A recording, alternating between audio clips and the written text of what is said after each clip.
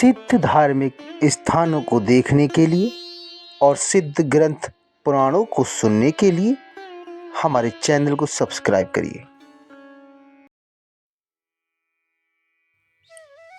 जय महाकाल, जय महाकाली।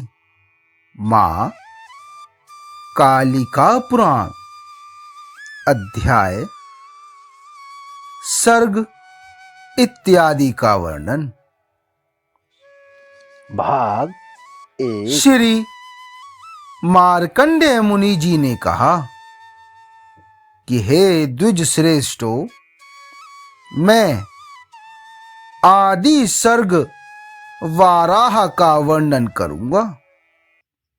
जिस तरह से कल्प कल्प में वाराह में जैसी सृष्टि हुई थी,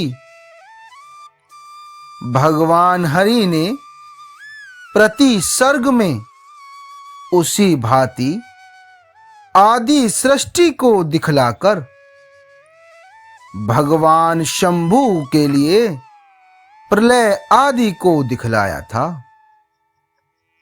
इसे समझ लो। सबसे प्रथम में मैं प्रलय का वर्णन करूंगा, उसके पीछे आदि सर्ग को बतलाऊंगा। हे विप्रो, प्रति सर्ग में फिर वाराह का ज्ञान प्राप्त कर लो। काल के एक अंश को निमेष कहा जाता है, जो नेत्रों के उन्मेष से विशेष लक्षित हुआ करता है। उन 18 निमेषों से एक काष्ठा होती है और 30 काष्ठाओं की एक कला है। उतनी ही अर्थात 20 कलाओं से एक क्षण नामक कहा गया है। 12 क्षणों से एक मुहूर्त कहा गया है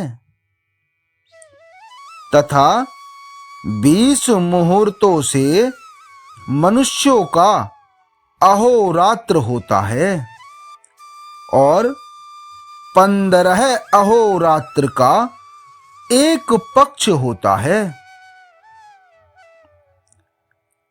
पक्षों में मनुष्यों के वर्ष होते हैं, जो कि पितृगणों का एक अहर्निश हुआ करता है।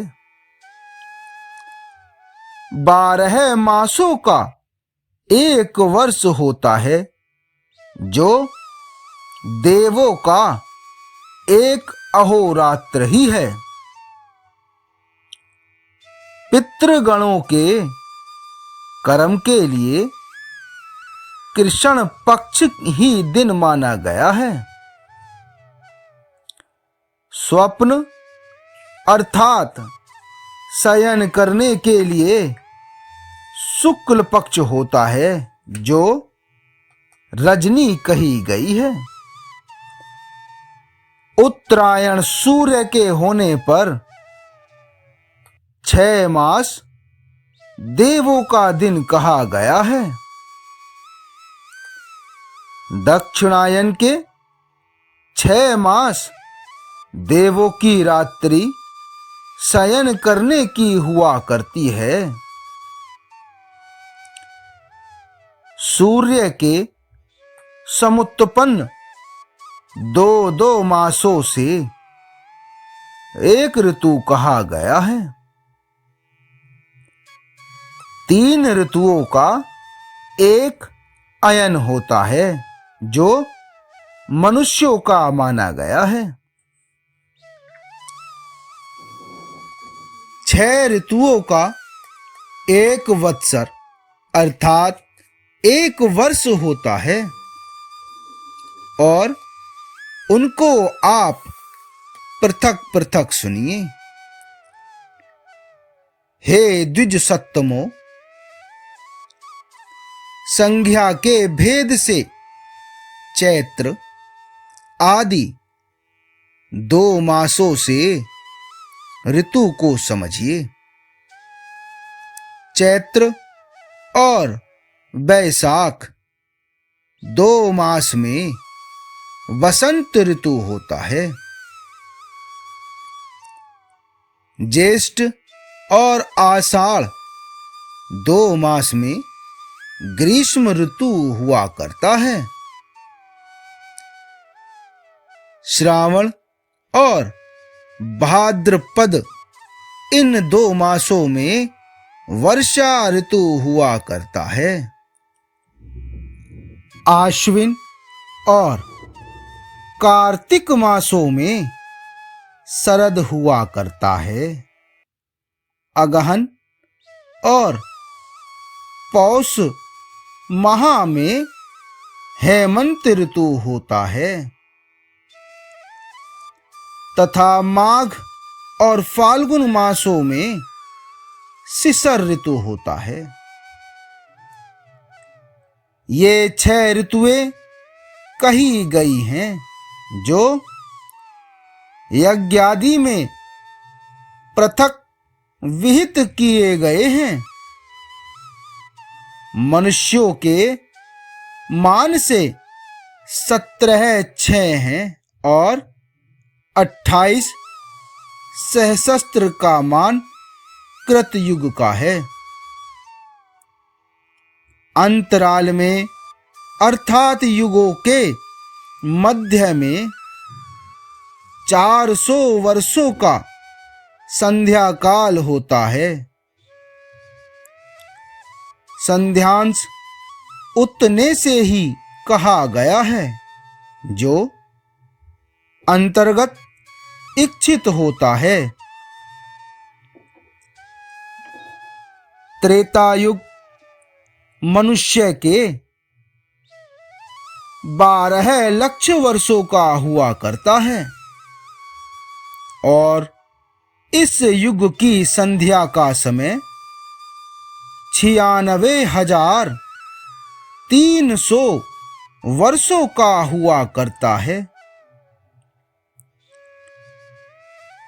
उसके अंदर 300 संध्यांश कहा गया है। प्रमाण से 64,000 लक्ष और 8 वर्ष का द्वापर का नाम वाला युग होता है। उनमें 200 की संध्या होती है। 2 वर्ष का संध्यांश अंतर्गत ही अभिष्ट हुआ करता है।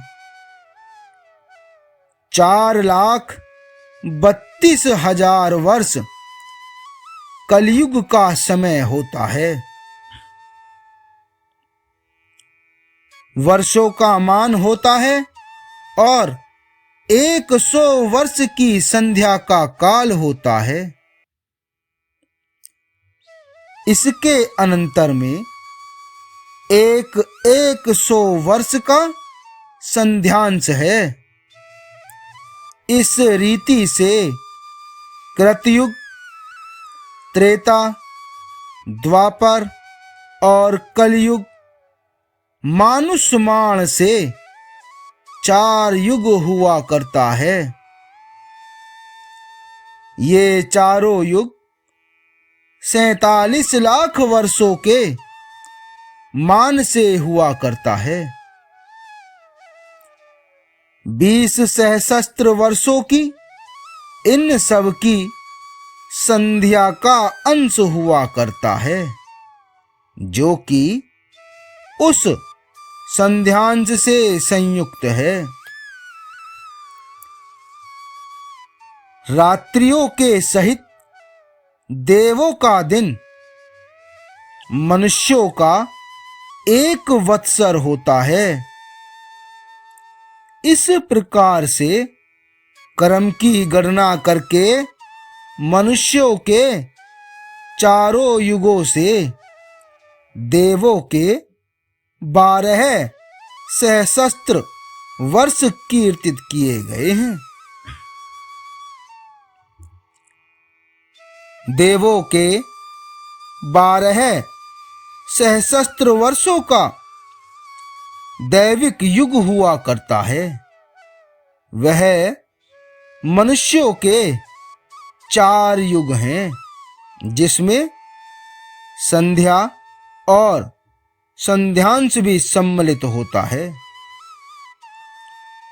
देवों के कृत युग में त्रेता द्वापर की व्यवस्था से युग व्यवहार नहीं है और धर्म आदि की भिन्नता भी नहीं है, किंतु मनुष्यों का चतुर्युग अर्थात चारों युग सदा देवों का युग होता है।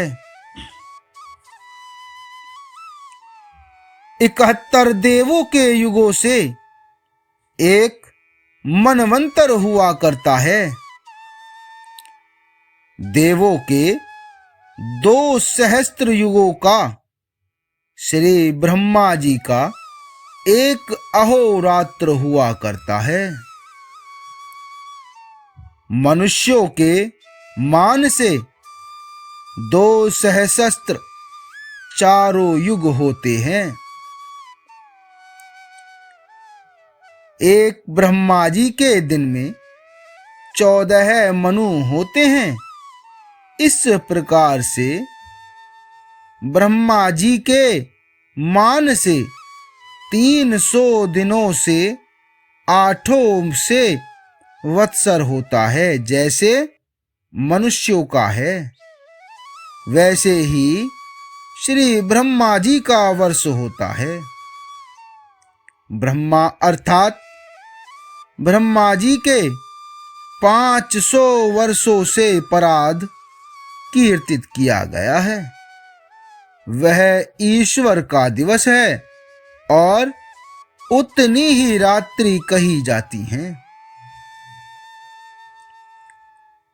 श्री ब्रह्मा जी के 100 वर्ष का काल दूसरा परार्धक होता है। द्वितीय परार्ध के व्यतीत हो जाने पर जो ब्रह्मा जी का है प्रलय होता है, पर ब्रह्मा जी के लीन हो जाने पर जगतों का आधार अव्यय और पर से भी पर है। उस ब्रह्मा के स्वरूप के दिवारात्र का जो होता है, उससे हर नाम उसका आधा परार्ध कहा जाता है। जगत के स्वरूप वाले भगवान परमात्मा का अक्षर और अव्यय होता है। जो स्थूल से स्थूलतम और जो सूक्ष्म से भी सूक्ष्मतम माना गया है, उसका दिवारात्रि का व्यवहार नहीं होता है और वत्सर ही है। किंतु पूर्व पौराणिकों के द्वारा और उस प्रकार के हमारे भी द्वारा सृष्टि और प्रलय का ज्ञान प्राप्त करने के लिए अहर्निश कल्पित किया जाया करता है। वह ही रात्रि है, वही वर्ष है और वह क्षिति है तथा सृष्टि के करने वाला हर है। वह भगवान विष्णु के रूप वाले पुराण पुरुष हैं। उन्हीं से यह समस्त उसी की भांति विभात होता है। यह शाश्वत परमात्मा ब्रह्मा के लीन होने पर यह संपूर्ण जगत का जो क्रम है उसके रूपत्व के लिए गमन किया करता है, अर्थात उसी का स्वरूप बन जाया करता है। श्री ब्रह्मा जी के 100 वर्ष के अंत में रुद्रदेव के स्वरूप वाले भगवान जनार्दन स्वयं इस जगत का अंत करके परम रूप में लीनता को प्राप्त हो जाते हैं। सबसे प्रथम तो सैवित अपनी परम तीक्ष्ण किरणों से स्थावर और जंगम संपूर्ण जगत के जल का शोषण करके स्वयं ग्रहण कर लेंगे। आगे का भाग 2 में जय महाकाल, जय महाकाली।